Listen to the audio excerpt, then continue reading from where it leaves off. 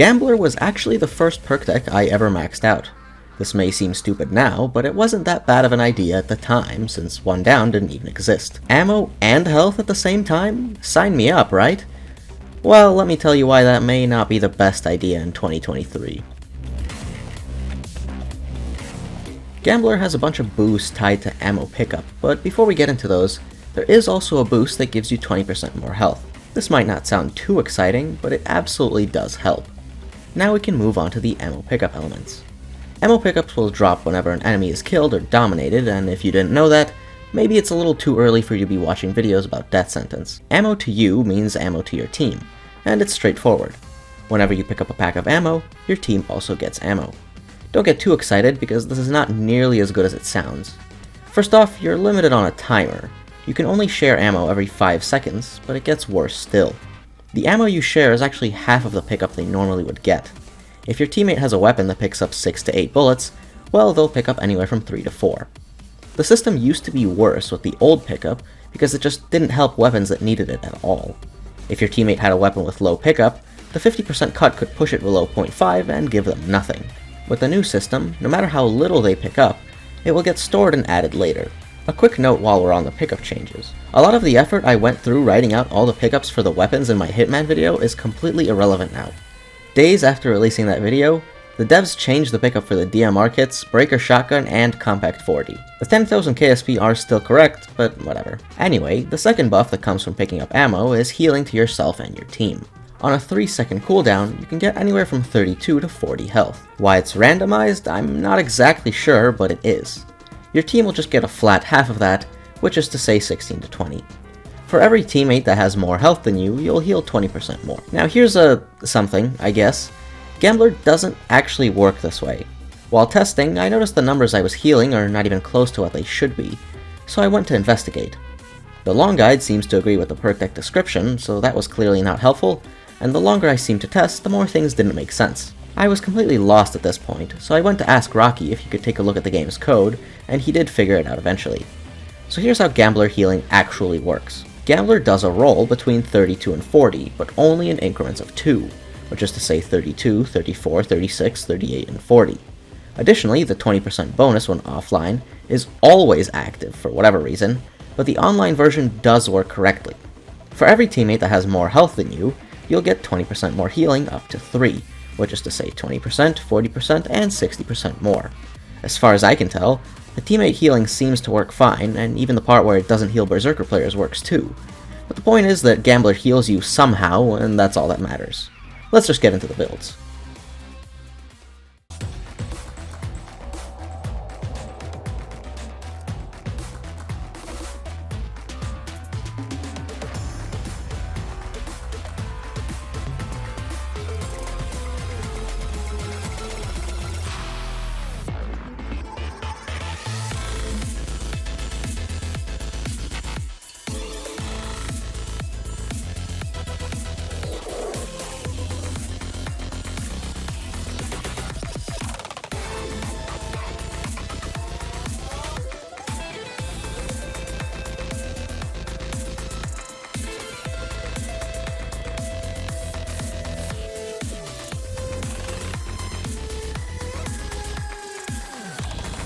Since speed pulls have been nerfed oh so much, we can no longer use weapons with speed pulls. Oh, woe is me, woe is me.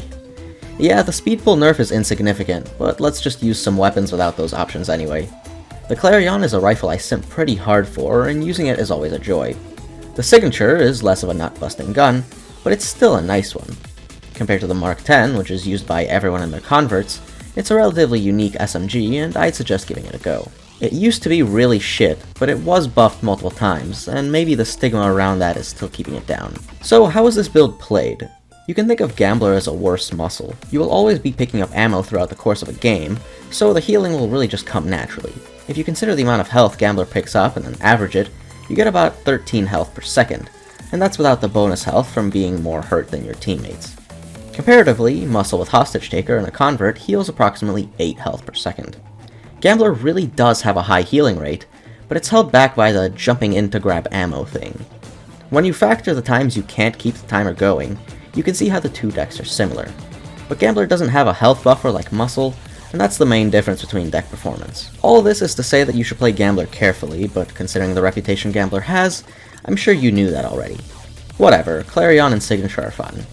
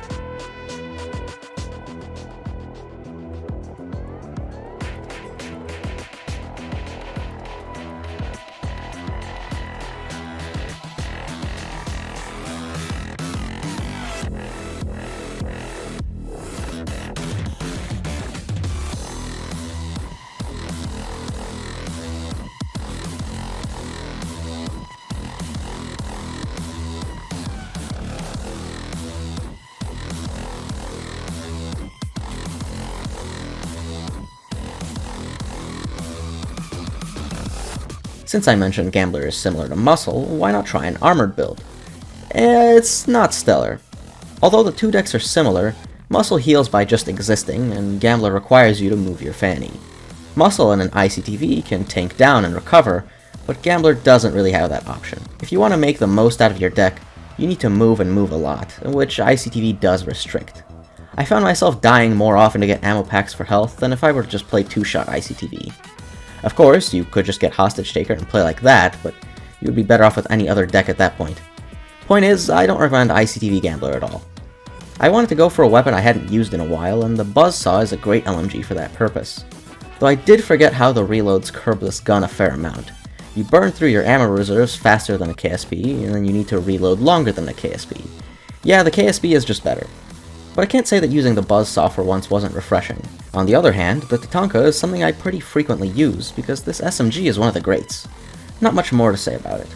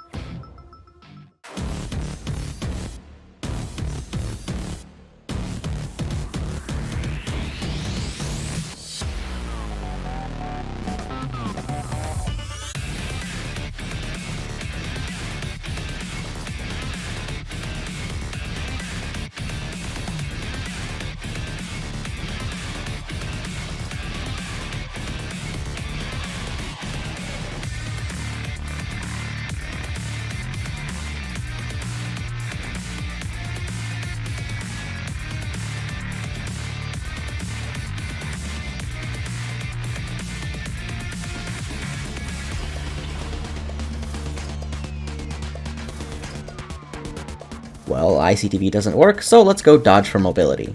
The dodge you can get on non-dodge decks isn't spectacular, so I went with a flamethrower. If you've ever played dodge while also using stun mechanics, you'll know it's very strong. And although the flamethrower is unwieldy compared to special round shotguns, it vastly improves the abilities of this build. Stacking crits onto fire is also something extremely powerful against common enemies, but since this build has nothing against dozers or snipers, you need more than just fire. Everyone knows I love the Parabellums, which is why I use them here, but you'd really be better off with any automatic pistol instead.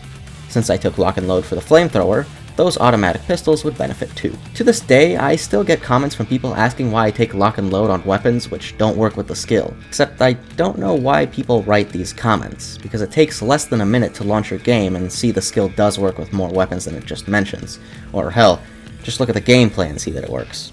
Anyway, weird rant aside, this build is oddly fun, but maybe that's just the hipster in me enjoying the flamethrower. That said, with such a fragile build and such a, shall we say, collateral damage weapon, you really do need to try your best not to screw over your teammates with converts. I've killed many while recording footage just because I spray fire before I go anywhere for safety.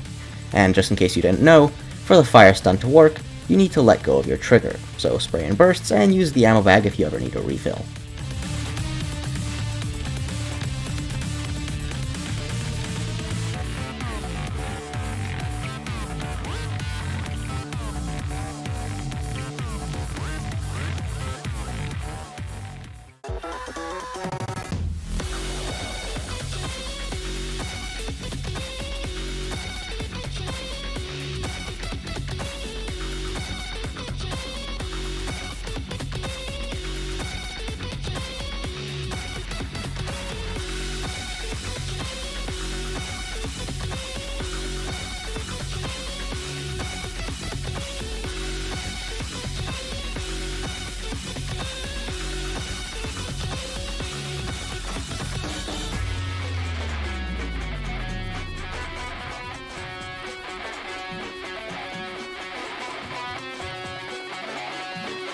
Yakuza is the only perk deck that can be completely useless since all of the boosts it has relate to your health being low.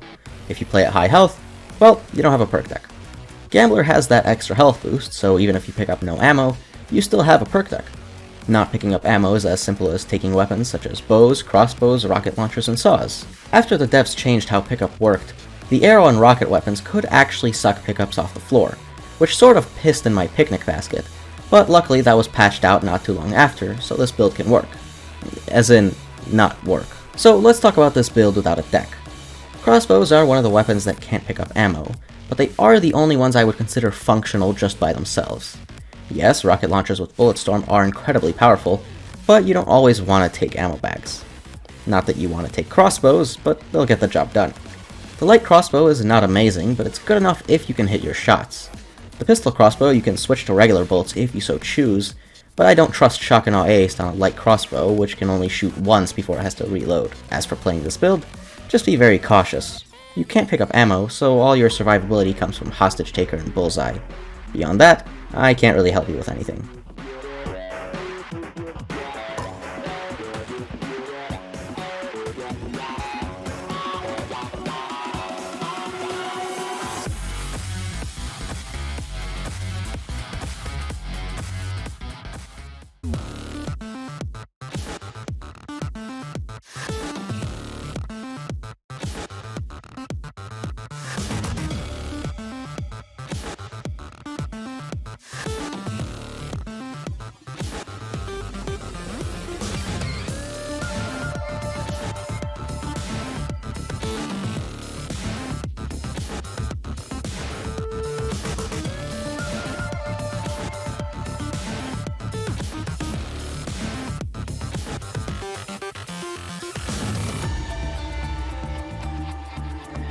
Just like with Yakuza and Hitman, I suggested changes to Gambler in a video about perk deck balance, and this build does not use that deck, mainly because it doesn't exist. Which is fair, the changes I suggested were more complex than the two of the other decks, so it's fine. We'll just go back to the classic Carrot build 5, which is completely dysfunctional no matter how you look at it. Similarly to bows, you can't pick up ammo with saws, meaning this build is also deckless. However, unlike crossbows, which you can use to defend yourself with, saws are, unsurprisingly, significantly worse. However, I did bring turrets so that I won't be completely helpless. You may know that turrets require ammo to work, and since the saw ammo is unreplenishable, I took a secondary ammo bag just in case. Putting down a sentry costs 20% of your ammo, and the first sentry will take approximately 140 saw ammo out of both your primary and secondary. Saws don't actually show your total ammo, so keep in mind that even though your ammo seems to not be going down, it is. Actually using the sentries is very situational, but I recommend always having one near you. Whenever a spawn group appears, drop some more to support it, but make sure to pick them up if they aren't needed because of that ammo drain thing. It's something you'll start to feel out if you play this build, which you probably won't.